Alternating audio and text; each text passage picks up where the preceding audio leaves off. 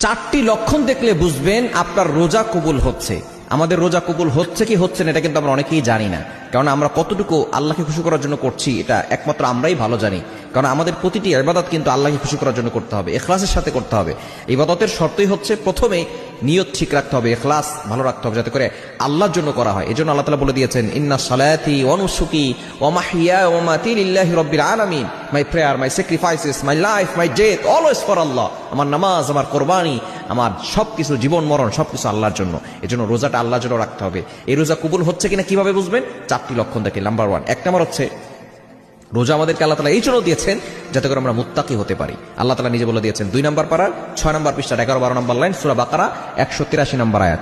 রব্বুল আলামিন বলেন, ইয়া আইয়ুহাল্লাযীনা আমানু কুতিবা আলাইকুমুস সিয়াম কামা কুতিবা আলাল্লাযীনা মিন ক্বাবলিকুম লাআল্লাকুম তাত্তাকুন। এক নাম্বার হচ্ছে রোজার উদ্দেশ্যই হচ্ছে আমরা যাতে করে মুত্তাকি হতে পারি। যদি আপনি দেখেন যে রোজা রাখার পরে আপনি গুনাহ ছাড়তে পারছেন, অন্তরে আল্লাহর ভয় এসেছে, আপনি গুনাহ থেকে দূরে সরে আসছেন, মনে করবেন আপনার রোজা আল্লাহর কাছে কবুল হচ্ছে। আপনি রোজা রাখার পর যদি আপনি দেখেন যে হ্যাঁ আপনি গুনাহ ছাড়তে পারছেন, একটা সময় আপনি গুনাহ করতেন, এখন গুনাহ ছাড়তে পারছেন, এখন আপনার অন্তরে আল্লাহর ভয় আসছে, আপনি আল্লাহর ভয়ে সকল গুনাহ ছেড়ে দিচ্ছেন, মনে করবেন আপনার রোজা কবুল হচ্ছে। দ্বিতীয় নাম্বার, যদি আপনি দেখেন ইবাদত করে আপনি মজা পাচ্ছেন, নামাজ পড়তে আগে ভালো লাগতো না, এখন নামাজ পড়তে ভালো লাগে, রোজা রাখতে এখন ভালো লাগে, দেখেন যে রোজা রাখতে আপনার কাছে আনন্দ লাগছে, যদি এটা দেখেন যে ইবাদতে মজা আসতেছে, তাহলে মনে করবেন যে আপনার রোজা আল্লাহর কাছে কবুল হচ্ছে।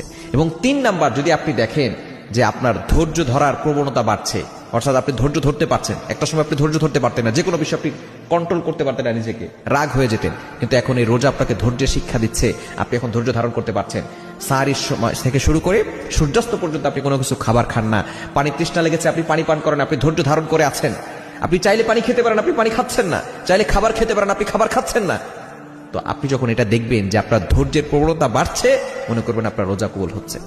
এবং 4 নাম্বার হচ্ছে রোজা আমাদেরকে আত্মশুদ্ধি শিক্ষা দেয়, অন্তরটাকে যাতে করে নফসের দিকে আমরা ধোকায় না পড়ে যাই, আমরা নিজেকে আত্মশুদ্ধি করতে পারি, অর্থাৎ নিজেকে সকল গুনাহ থেকে, অন্যায় কাজ থেকে বাঁচাতে পারি।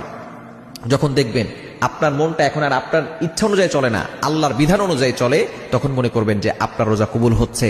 আপনার এই রোজার মাধ্যমে আপনি পরিবর্তন হচ্ছেন, আল্লাহ তাআলা এই পরিবর্তনের কারণে আপনাকে জান্নাত পর্যন্ত পৌঁছে দিবেন ইনশাআল্লাহ।